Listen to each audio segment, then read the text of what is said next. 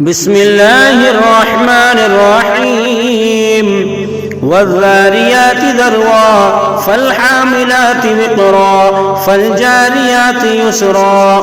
فالمقسمات أمرا إنما توعدون لصادق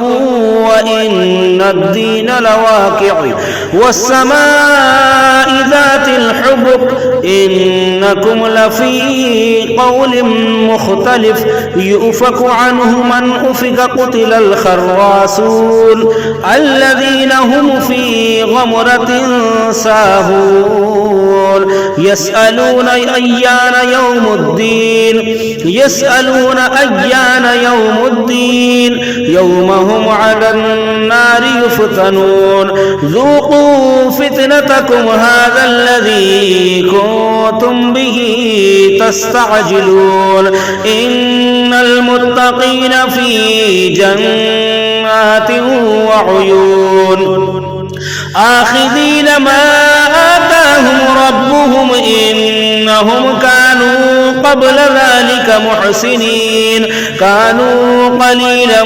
من الليل ما يهجعون وبالأسحار هم يستغفرون وفي أموالهم حق للسائل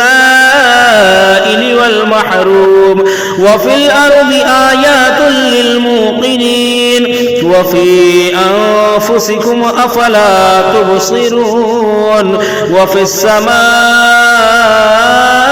رزقكم وما توعدون فورب السماء والأرض إنه لحق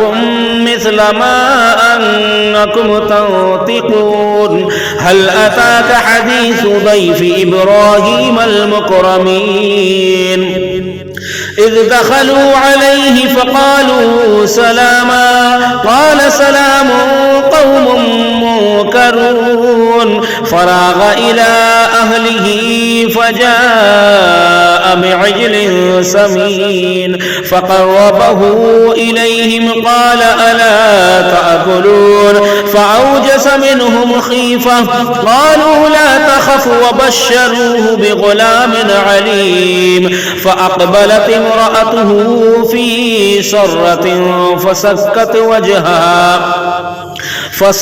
وجهها وقالت عجوز أقيم قالوا كذلك قال ربك إنه هو الحكيم العليم قال فما خطبكم أيها المرسلون قالوا إنا أرسلنا إلى قوم مجرمين لنرسل عليهم حجارة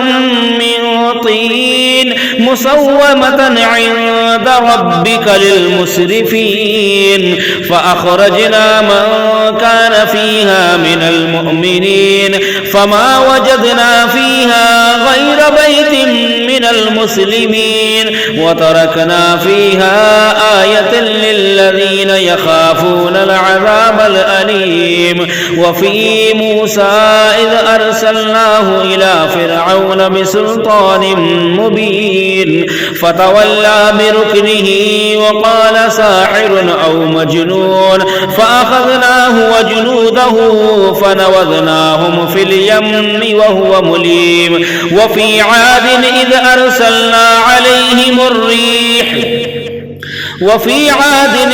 أرسلنا عليهم الريح العقيم ما تذر من شيء أتت عليه إلا جعلته كالرميم وفي ثمود إذ قيل لهم تمتعوا حتى حين فعتوا عن أمر ربهم فأخذتهم الصاعقة وهم ينظرون فما استطاعوا من قيام وما كانوا منتصرين وقوم نوح من قبل إنهم كانوا قوما فاسقين والسماء بنيناها بأيد وإنا لموسعون والأرض فرشناها فنعم الماهدون ومن كل شيء خلقنا زوجين لعلكم تذكرون ففروا إلى الله إني لكم منه نذير مبين ولا تجعلوا مع الله إلها آخر إني لكم منه نذير مبين كذلك ما أتى الذين من قبلهم من رسول إلا قالوا ساحر أو مجنون أتواصوا به بل هم قوم طاغون فتول عنهم فما أنت بملوم وذكر فإن الذكرى تنفع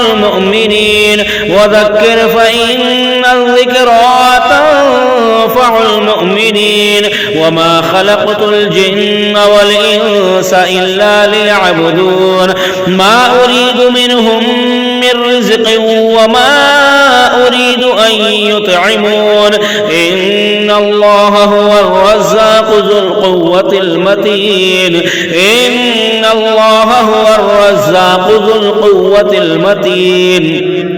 فإن للذين ظلموا ذنوبا مثل ذنوب أصحابهم فلا يستعجلون فويل للذين كفروا من